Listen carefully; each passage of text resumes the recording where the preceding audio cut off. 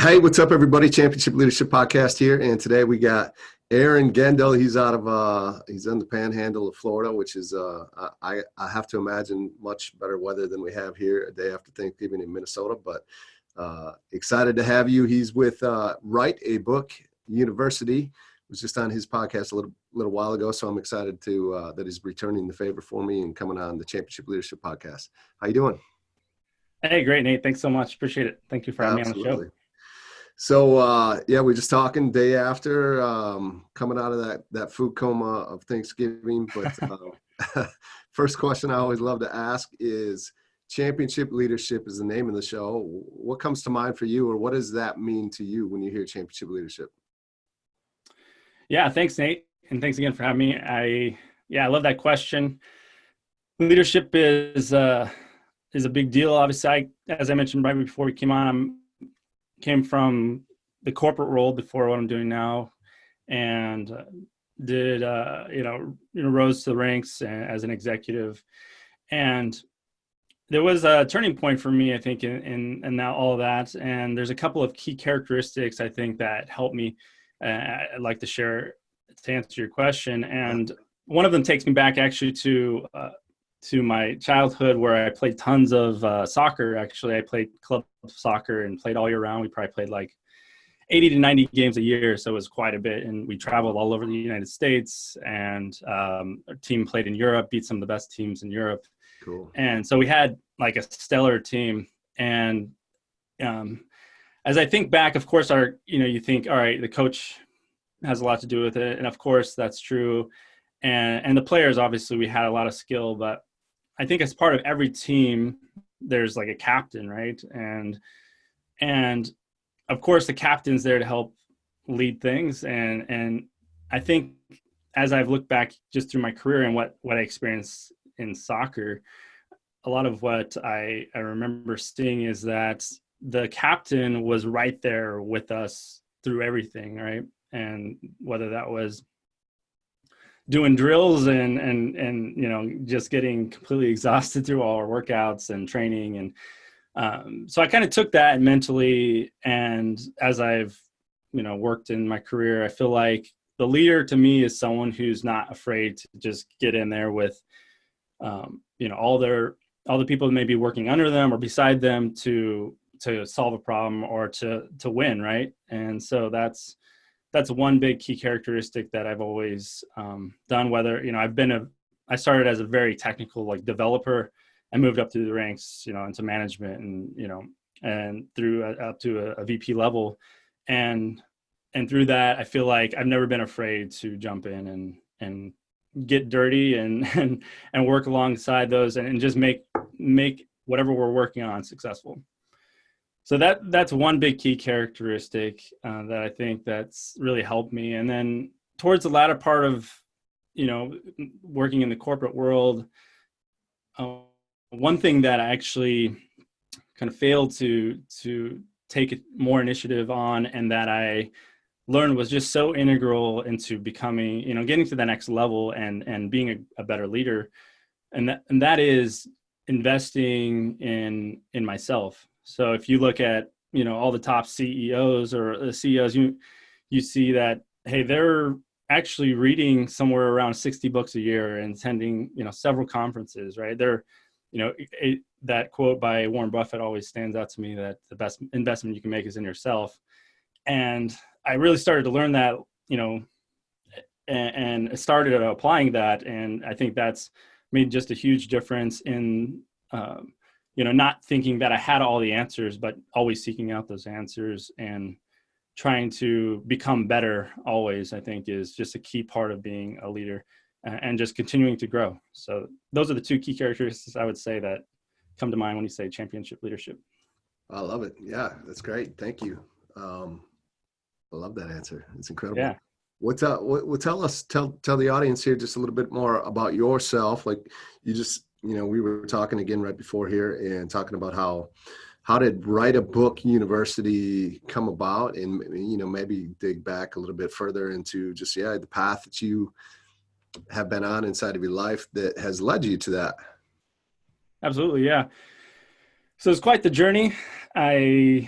it came I've got several books in the work, but my first book came about because of all this and getting on a path to help others write books.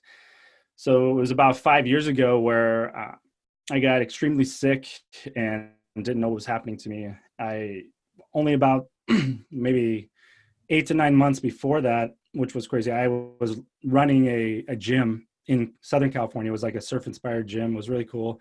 Where at in And Southern California? in Huntington Beach. Oh, okay. Yeah. Yeah. So I'm a California kid, grew up there and did tons of surfing. So I thought, hey, it'd be cool to start a gym that was surf inspired. And we found some equipment that was on Shark Tank that has done really well. The company's done well. We bought some of their equipment that was basically like you're riding a surfboard doing all your workouts. I think I saw that episode. Yeah, that's awesome. Yeah. So we bought into that and just had a blast doing it. And there became a point where we were basically all alone down there, even because our family was pretty spread out. We decided, hey, my wife gotten pregnant with our second child, and we were getting a little burned out. We were doing a lot, and we thought, all right, well, maybe we'll sell the business and move back to where her family was in Iowa. And so we made that decision. We made it happen. We sold our business, and then made the trek back to Iowa, just get closer to family, and just thought it would be. We're in Iowa. Sorry, I got all these connections. I work like Des Moines, Iowa. Des Moines. Yeah. Oh, okay. Yeah, I mean, I'm southeast Minnesota, so I'm about 3 hours from there. Yeah, super close. We made a few treks up to where you're at. Probably not as much time there, but yeah.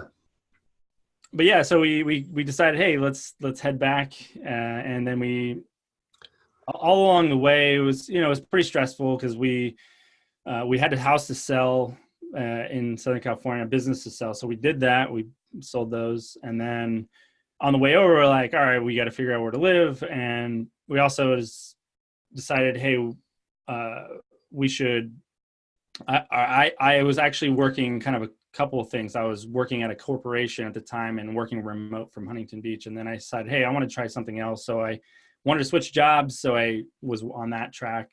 And then we decided, for the heck of it, I guess, we were thinking about building a custom home there in Iowa. So we had that going. We had the kids, newborn kid about to be born. We had the move that we were making cross country. It was like all these things, which were great things. They were exciting things, but it was a bit stressful. Yeah. And so I think along the way there, I kind of stopped working out. I didn't, just had so much going on, and that's probably an excuse, but I didn't pay as much attention to my health. And, I went on a run one day, just trying to get back into things. And I came back and I had to use the bathroom really badly. And that was like the kickstart of me having these symptoms that lasted, up to about a month before I decided I better go to the doctor. Yeah. And, it was just really bad cold sweats at night. I started feeling like I had the flu constantly, and I just was really weak.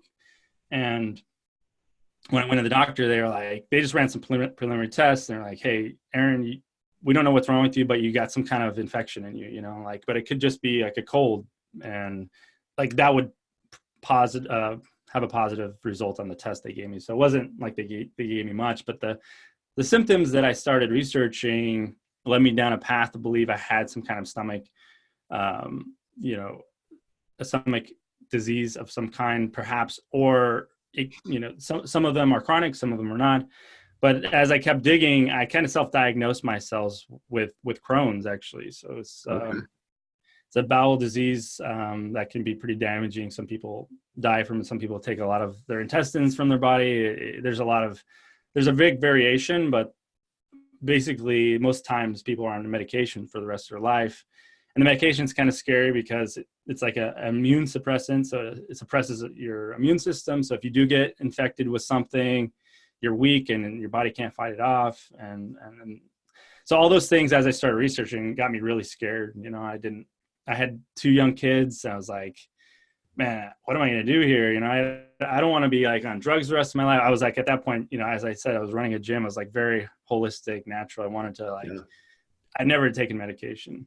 Yeah. And So as I started to research more, I started to just test some things out, test before I even knew that I had been diagnosed. I was like, well, I think this might be what I have.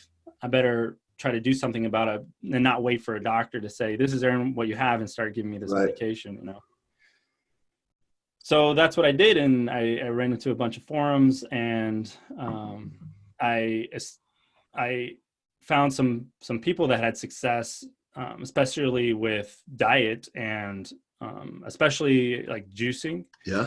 So I went down that path essentially, and it didn't have results right away. I didn't like all of a sudden start doing this, and the next day I felt better, but I kept at it. So probably 6 to 8 weeks after I'd been diagnosed, or sorry, had symptoms, I got a colonoscopy finally. So they went in and took some samples and all that stuff, right, and said, all right, maybe this will be to figure out what I may have had. And then I just kept at it. And then there was some scheduling delays with the gastroenterologist, and then by the time I'd probably gotten to that, it was like maybe 3 months after like my initial symptoms to when that I actually had my first appointment with the actual doctor. And in between that, they gave me the results of my colonoscopy, right? So they had a nurse call me up one day. I remember that day so vividly. It was like just eating, and my family's actually all around me. And I thought I kind of prepared myself, but yeah, the nurse just said, "Hey, Aaron, you got Crohn's." And I don't remember much else after that. I was just like, my whole body kind of felt like a surreal moment. And I was like, man, to be told you have like a chronic illness that may never ever go away was pretty intense, and but I kept at it. Like I felt like, hey, I had a plan, and I just believed that it was possible that I could do what I was trying to do. And from there, like I said, I finally got my doctor's appointment, and by that time I think I had dropped like 20 pounds, and I'd been working out, and like I was literally felt like I was in the best shape of my life again, like, or at least I felt, probably not physically, because I wasn't like working out as much. I was taking it easy, mostly focused on my diet, but I felt super healthy. And I went into the doctor's office that day, and he's like, "Hey, Aaron, how do you feel?" And I told him, "Man, I feel amazing." And he's like, "You look amazing." And then he went on to ramble about what I had. And he's like, "Man, whatever you're doing, just keep it up." It's like, I'd never had anybody come into my doctor's office and basically say they have no symptoms at all, Wow. And then they ran that same test that they had ran in the beginning that said I had some kind of infection, and that came back, negative. There was no infection. And that was like 5 years ago. And man, I haven't taken any medication ever, and I'm feeling great. So, excuse me. So from there, let me get a drink of water here. Sorry. Yeah. Yeah. So from there, I went on a mission just to reevaluate what I had done. And I really started writing what I described earlier in my book, Conquest, because of my kids, because I thought, hey, maybe they could use this information somewhere down the line. And what I did, because what I discovered was not only had what I'd done helped me from a physical standpoint, what I really felt like happened was I had a big shift mentally, because I described all those stressors that I had before. And I really took a very, as I look back, I knew that what I had done is actually shifted my mindset quite a bit. So I, at the same time of trying to heal myself physically, I am making big shifts to take away the stress out of my life and focus on the mindset that I had, that I think really helped me out. So when I wrote Conquest, that's what the book is. It's not only the physical steps that I took to get healthy again, the diet, and I describe all that, but it's the steps I took mentally to get my mind right, from believing it was possible, right, and all the steps in between. So that's where the book came about. And the last chapter talks about legacy. And I know you write about this as well, Nate. And yeah, and there's a quote in there that I really like that kind of describes the book quite a bit in that chapter, where it says, if you would not be forgotten as soon as you are dead and rotten, either write something worth reading or do something worth writing about. And that's by Ben Franklin. I love that quote It's a great because, quote. Yeah. it really stuck with me to be like, man, I need to write this book. So it's there, it's going to live on. And then from there, I like to change the quote around instead of the or and say, and, right? Like, write a book and do amazing things that other people will write about. Yeah. Right. So that's kind of what inspired the book, and to help others who might be, hey, they're going through Crohn's or any other kind of physical ailment. I feel like a lot of times our diet has so much to do with that. I really believe that there's so much that we just don't, a lot of what we're fed, we just don't realize what we're eating, right? And I won't go on a rant about all that, but essentially, take care of your body and understand what you're eating, because I believe it can heal a lot of ailments. I've read, when all my research I was reading, people had success doing what I'd done, even curing cancer and things like that, right? And so what I described in the steps I took, I think can be applied across multiple ailments, and then. Yeah. Are you willing to, I'm interested in that. I'm interested in, what is it that you did shift? It's also, just your story, right? It's like so many others that I hear from people of got stuff going on with their body, sickness, disease, whatever it is. Yep. They don't know. They're doing all this research. Like, the medical system kind of seems like it's taking its own time, right? 3 months before you could get in to see the specialist, and most, I don't know if I'll say most, but a lot of people probably would just wait until that, right? And you were like, no, I'm not going to wait around. I'm going to, what a great leader, in my mind, championship leader would do is, hey, I'm going to take action now and like figure some things out, test some things. And if you would, like, what did you make as far as shifts in your diet? Is that something that you still maintain today and all that? Yeah, I absolutely do. Yeah. It's not as, I think a lot of people get discouraged when they think like, hey, I got to shift everything around 180 degrees and I'm never going to be able to eat this food again. And they get kind of freaked out by that stuff. But just it was very temporary. Real quick, like, you're in Destin. My good friend that's in Destin, his son just got this diagnosis of Crohn's like a month or two ago, and they're like right where you're at. So it's wow. Yeah. So I can definitely describe at a high level what I'd done.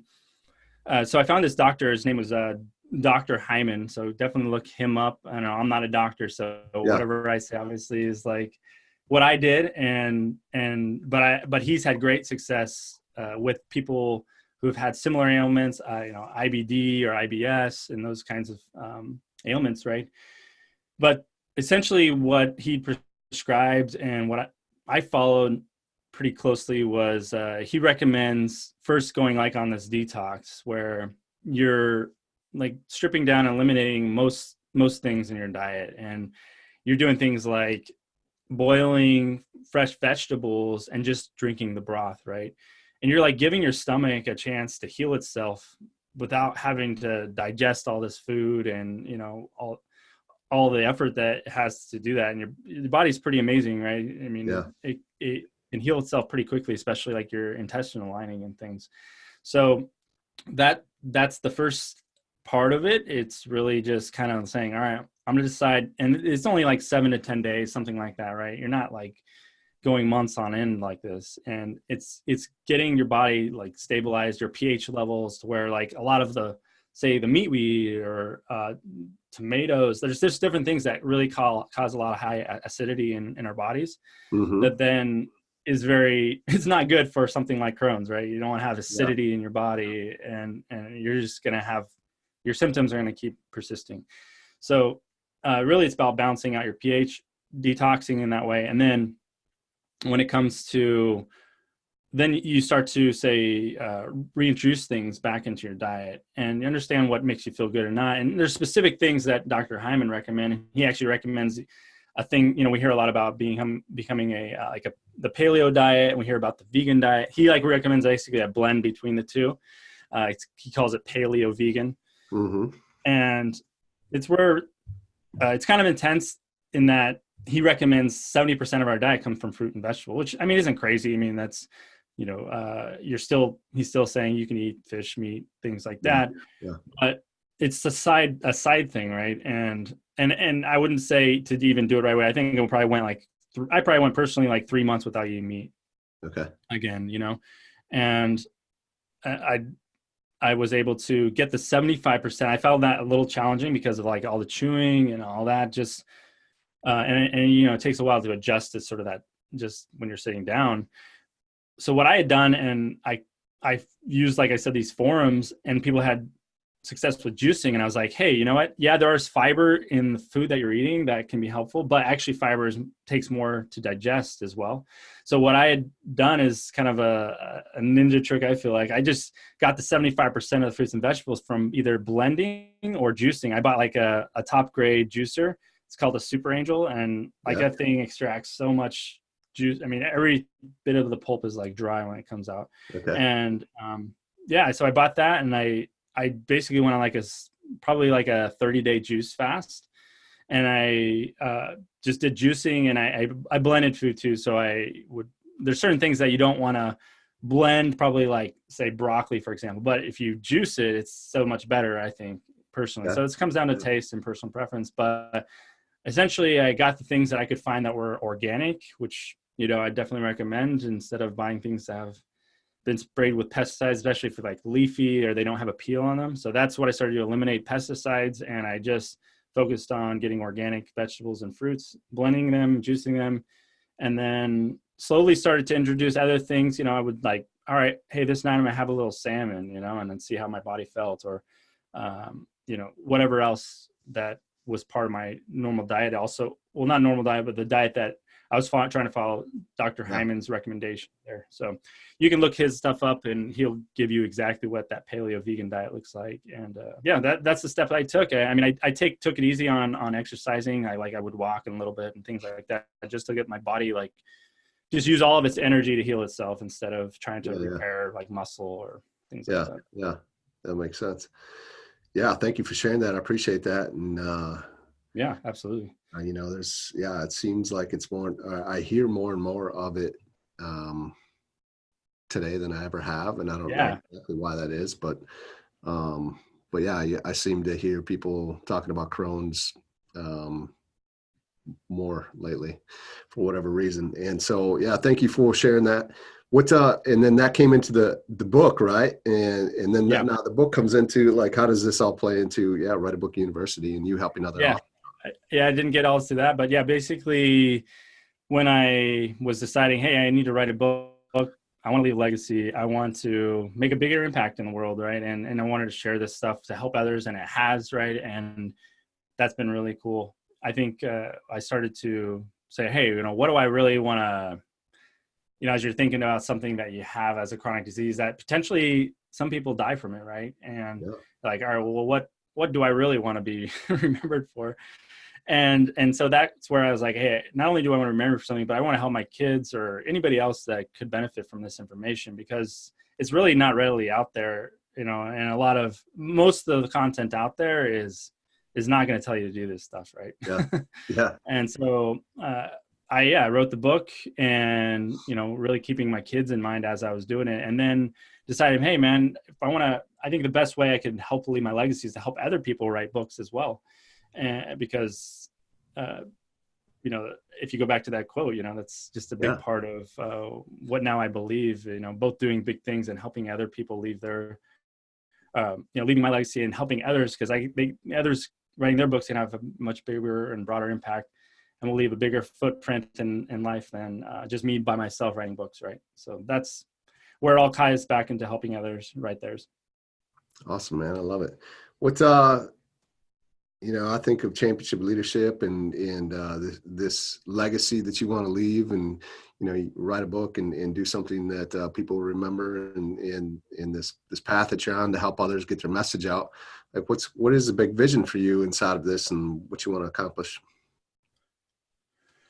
Yeah. I got some big goals. Like myself write more books, to be on big stages, to have this message reach others. And I think at the end of the day, I really just want to have had a big impact, and to have done some amazing things, and to show my family what it is to do great things and be that example. As I talked about being a leader before, it's like, well, how can I be, I've got 4 kids. How can I be the best leader I can for them? It's not by just yapping at them all day. It's by like doing these big things and saying to them, hey, you can do big things too.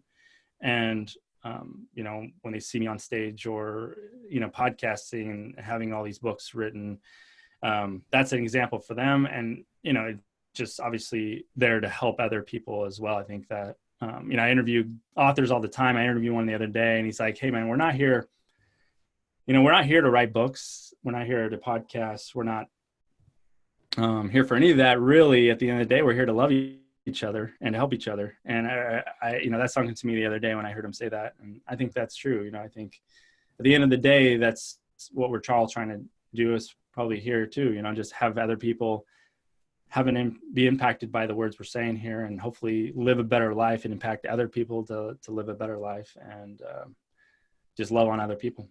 Yeah, 100%. I mean, the book, the podcast, it's just really the vehicle to help to do that, right? To connect. Yep. I mean, we never have a conversation if it's not for the podcast, guaranteed. That would, pretty much guarantee that. Although exactly, yeah, that's what's great about podcasting. Have cross paths, at some point, but yeah, this is a great tool or vehicle to help to promote that and to love each other and help each other, support each other, lift each other up. Who are some mentors, leaders, coaches that have really impacted you, and more than even just like who they are, but like how have they, right? Maybe what are some traits or some characteristics, some ways that they've helped you become the man that you are? Yeah, good one. Good question. I asked this with the guests that are on my show too, and should have thought through this a little more. But yeah, I think who's the first person that comes to mind? Well, so it's actually probably not a single person, because I feel like I didn't. Well, I had great parents. I don't feel like I grew up in a bad home. I had a lot of advantages, and a lot of people I hear say, well, like, hey, my mom or dad, and I definitely don't want to dismiss what they've done to help me in my life. Of course. But I think what has influenced me the most, and is actually one of my biggest failure. And I ask people this as well: what's your biggest failure? And to me, it's never a failure, right? If you get up, but at the same time, I went through a long period of time, probably which the event of me getting sick is probably one of the best benefits, or the greatest outcome of it, is I went a long time without really developing myself, right? I went a long time without reading books, without seeking out mentors, right? I mean, a lot of people don't just fall in your lap. I feel like, you may be fortunate enough to have like someone great in your life. And sometimes when you're in sports, you have a coach that is there for you, or maybe you're at a church and you have a pastor. And of course I had some of those things, but, and they obviously had an influence on me. But I think as I look back and over like the last 5 years, and to even be here talking to you, to have a podcast as well as I've written a book, the biggest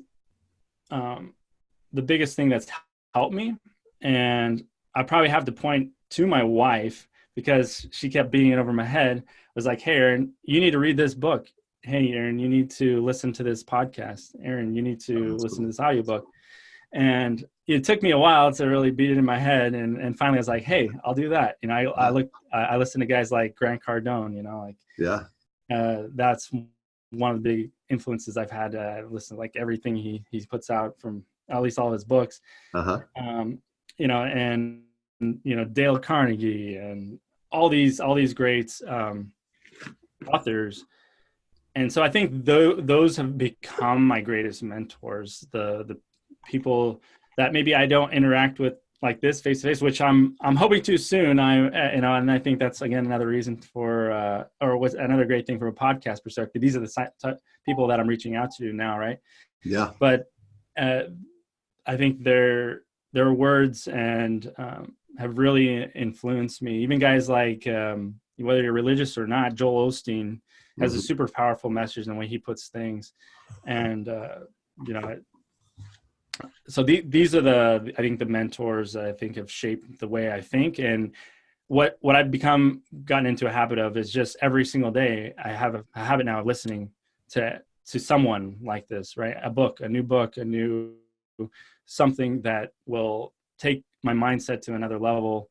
And even the honor and privilege I have of speaking to amazing authors like yourself, Nate, and hearing your messages and things that you've been through, those things really influence me now on a daily basis to become better, to really take those nuggets of gold that I hear and try to apply them to my life.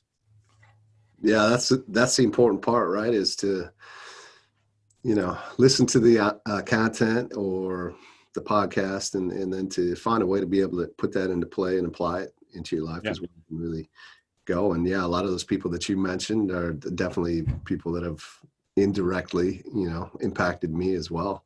And I think that's an important piece to it. So yeah, especially today, right? We talked about the books and the podcasts, just the content that's out there. There's really no excuse. Even if you were to use the excuse of, man, I don't have anyone in my life. And there's people out there, they just don't have that role model, that coach, that mentor, that leader that they can go to. But there is so much. There's the Cardones, the Zig Ziglars, the Tony Robbins, the John Maxwell's, you could go on and on, Jim Rohm's, people like ourselves with podcasts out there.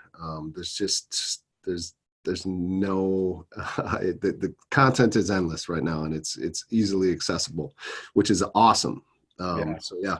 Pretty cool time we live in to it is. Get all that at our fingertips. Yeah, absolutely.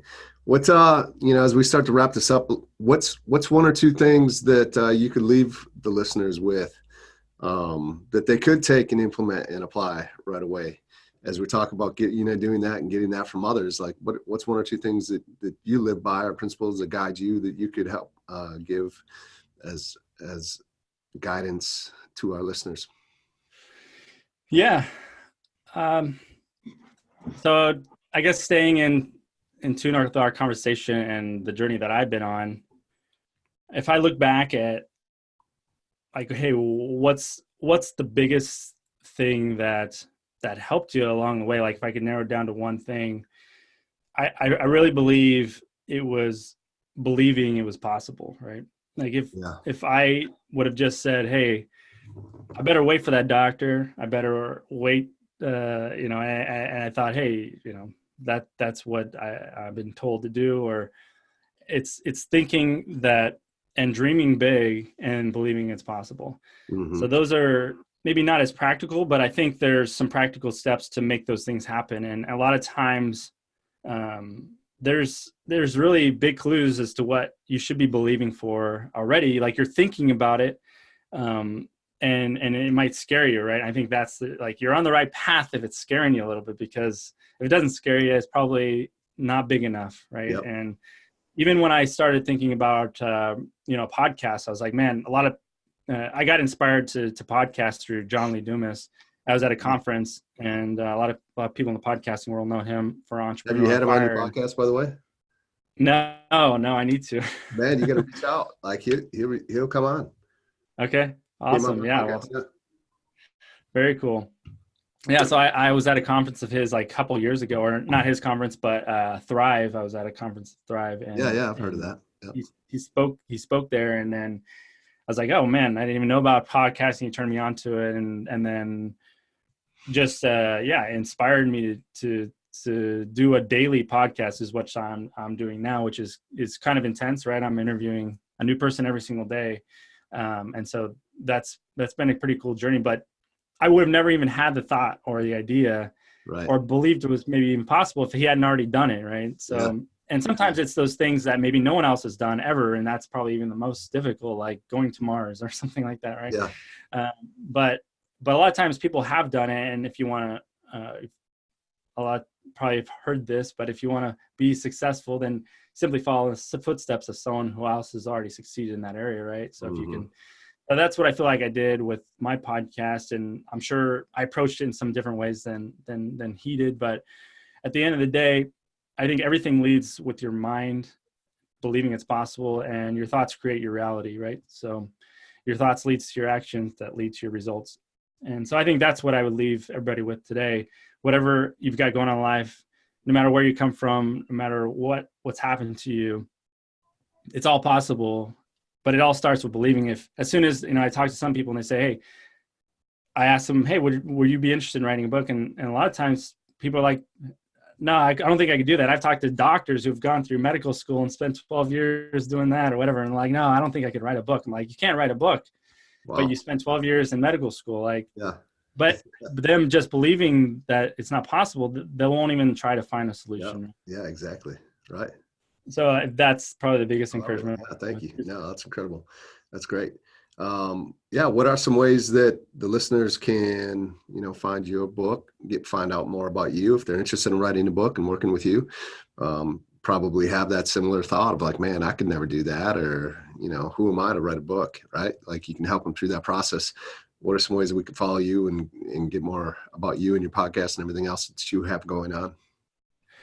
Yeah, so I've got a couple of places right now. And, of course, I'm on social media. Just look up Aaron Gendle and you'll find me. But my main websites are writeabookuniversity.com.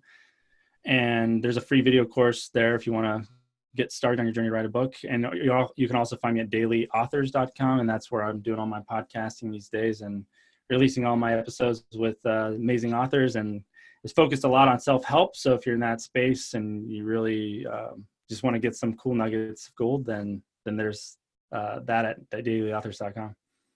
Awesome, man. Appreciate it. We'll get all that linked up as well. And I just appreciate you taking some time out of your day to be here. Thank you. Absolutely, Nate. It was a pleasure.